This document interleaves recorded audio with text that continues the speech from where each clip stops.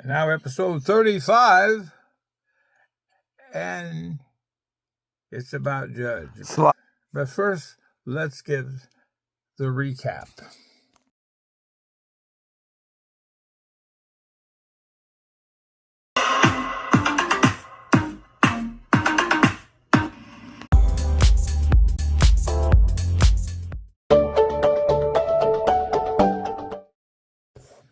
And now for the recap. We recognize that Marie has sent a message by touching the fingernails of her father. And now an opportunity comes where they're able to escape and take down Doug and Cody. Now what happens next is that Judge needs his shield. So he gets the shield and he takes it, and they're on the shield, which they stretch it out to like a flying surfboard. The shield is like alive, it flies. So they both climb on and they fly fast like a bullet, because even though the two guys are tied up, they're going to check with them and they're going to notice something's wrong when they don't answer their pages. And as they fly, Bailey reflects on the story up to this point with what she's experienced, and she's thinking about how much she misses her husband as well as other things. Well, this blinding thing comes in there, and Bailey can't freeze time. She froze it long enough just to get in a hiding in a good spot, but realized she doesn't know what it is, but she's got to stop it. But she realizes she has the speed of a cheetah, so she races forward in the dark, runs into this image, knocks it down, and as they slowly gets up, it turns out it's Judge. And Judge and them embrace, and they have the Wilder hug and everything, all three of them and everything. And that's where we are in the story. Now they're saying, we got to get going. We got to go find Champ and Christian. And that's where we pick up now. Since Judge used to be a cop, I'm going to wear the glasses there for a while, until I can't see anymore. The trio makes their way in haste through the cave to the rendezvous place, only to see both Christian and Champ stunned to see them. Remember, they thought Painless was dead, or Judge was dead, the cop from the earth. Oh my God, says Christian as his mouth drops open. Judge, is that really you? Asked Champ, squinting his eyes to make sure he's not seeing things. Judge smiles brilliantly and says, who else could it be, Freckles? Champ begins to laugh and launches himself into his arms as well and hugs him as well. Dad, you know I don't like being called Freckles, replies Champ with mildness, knowing that it really didn't matter to Judge if he liked it or not. I know, Champ, I know, as he smirks with a tease of hitting on Judge with a tease. Christian has nothing to say and begins to act guilty for hitting on Judge's wife, whom he too thought was dead. Christian speaks up and says, we need to get back on track. We need to move quickly if we're going to save Sly. We need to split up. Judge says, I agree. I know this place pretty good, and there are a lot of dead ends here. Christian replies, Champ, you come with me and Judge, as we'll send the girls in another direction. Judge and Champ look at each other and then turn their eyes to the women. Marie looks at Bailey, who seems to agree with the proposition. As Judge looks over to Christian again and says nothing. With both hands, he spreads open his lab coat as all take note of the metal jacket around his waist and chest, and says to Christians, so you still good at picking locks, GQ? Christian smiles and says furiously, I'll have you out of that harness so fast you'll be able to start writing prescriptions again. He reaches into his back pocket and pulls out a card and places it in his front pocket, and then poof, he becomes a locksmith. In less than a minute, He picks the lock with a tool that looks like a small, narrow pin with a metal corset, drops off Judge to the ground.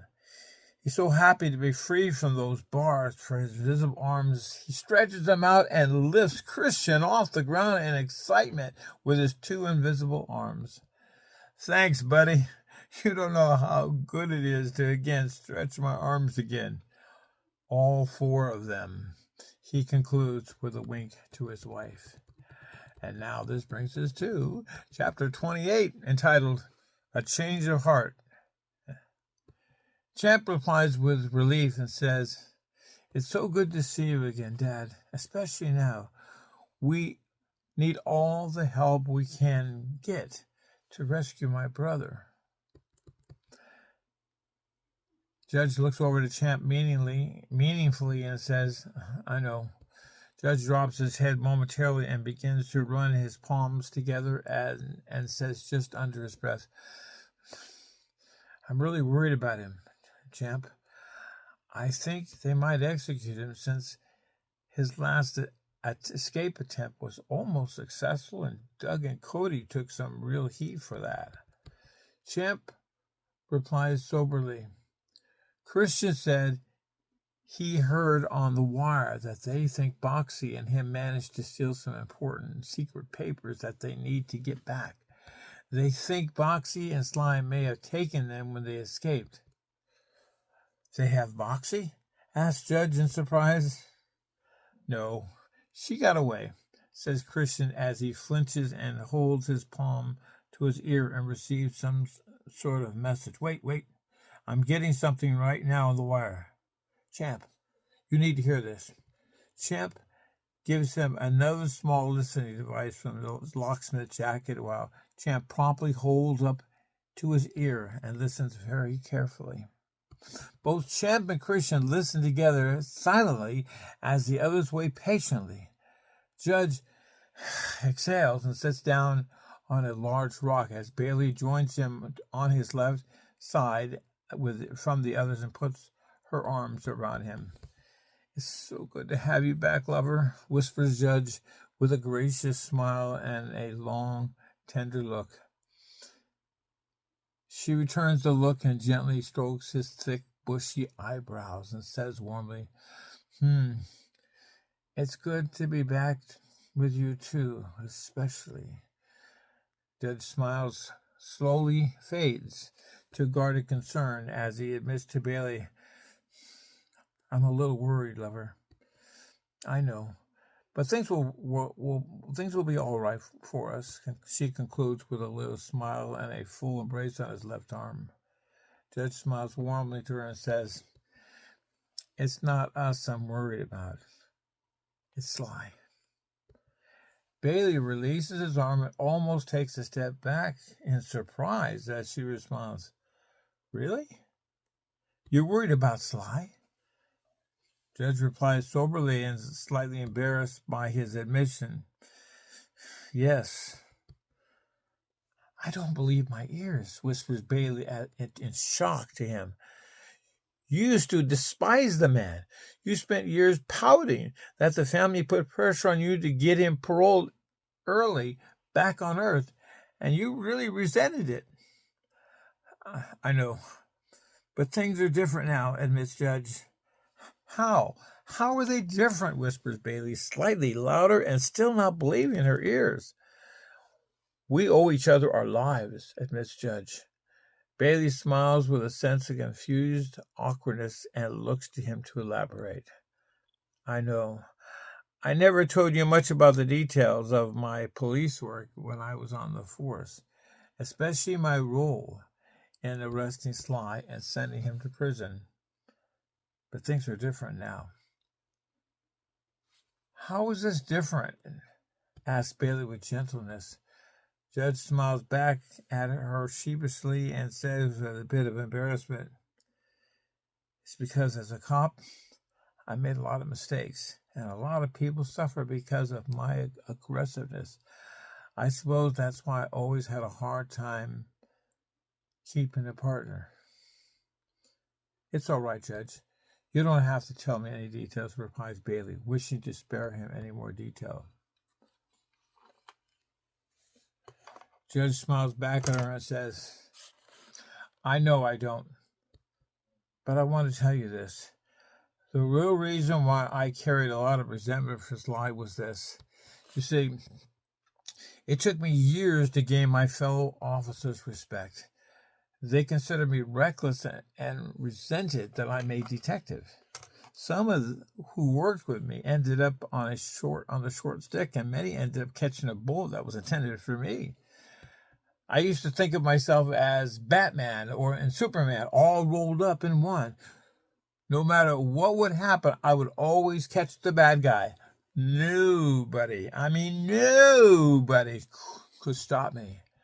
No matter how hard they tried, I would catch him. But that all changed with Sly back then. How so? Asked Bailey. I encountered Sly as a person of interest from a trip regarding some robberies in the big city of Las Vegas. You see, he was very clever and smart. We picked up a very important tip about him, and we knew that he was the only one we were going to catch. The only way we were going to catch him and send him to jail. We were going to have to catch him in the act.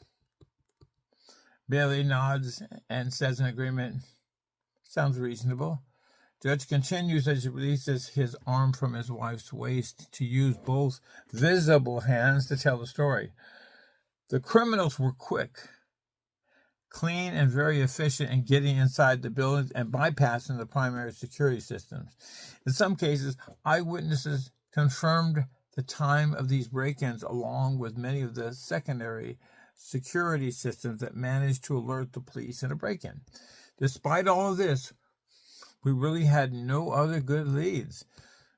The burglaries changed from jewelry stores to some of the big hotel safes and safety boxes. All the evidence we were compelled us to believe it was the same person. Then we caught a break. With all the cameras around the town, we finally got lucky. One of the last burglaries we found was a rogue camera that was set up illegally. After carefully reviewing the tape, we could see a man dressed in black with a mask enter back of the theater.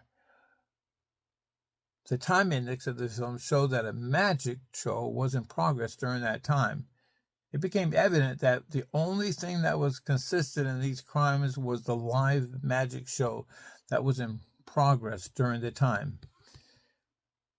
He became our only real suspect, and during the burglaries, his alibi was he was always on the stage and doing his show with hundreds and hundreds of eyewitnesses. Well, that's a pretty good alibi. But how did all that change? Asked Bailey. A proud, roving smile emerged from the judge as he continues. We decided to press him for information about his life and skills as a magician.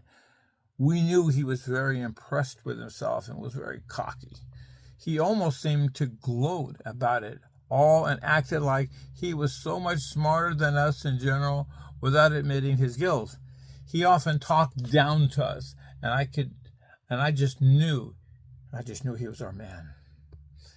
He was even more arrogant and abstruse the longer we spoke with him on our other visits with him during the investigations.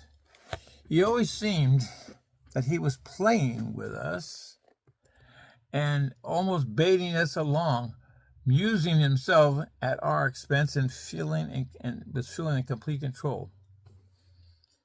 We didn't like that. So, after we left the theater, Sid had an idea. Why don't we go to some of the magic stores in town and ask them about him? Maybe they knew him personally and could give us an idea of how he was pulling this off. Turns out that was an excellent idea. Many of the people in the magic and the magician industry noticed that he suddenly came into a lot of money and was eager to buy some of our more expensive and exclusive merchandise for his act. In the past, the stores always extended him credit, and he was always behind in keeping them paid. After a while, they finally cut him off. Then one day, that suddenly changed. He came into the store wearing an expensive suit and shoes and looked dressed to kill. Many of us thought he won the lottery. He would just laugh it off and pulled out a wad of $100 bills and paid off his bill and gave them an extra $500. Can you believe that? No magic here. He says they were very, very real. We realized that the only way we were going to catch him was in the act, and that was not going to be easy. Sid and I went to 3 of his shows, and all 3 of the shows, there were jewelry stores in the area that were hit when he was on stage. All 3 break-ins with the same MO and other clues made it clear that he was the same guy. We wondered if he had a partner, but nothing seemed to support this. He was always very secretive, as most magicians are. Our superiors thought that we were barking up the wrong tree and told us to look elsewhere for another suspect. But Sid and I were convinced we had the right man, and he was working alone. We just could not prove it or even figure out how he was doing it. Judge grins slightly and admits he was good. Even after we visited him with 100 times after the break-ins, he always seemed to be expecting us and was amused with our efforts to get him to confess. Wow, says Bailey softly. What did you do?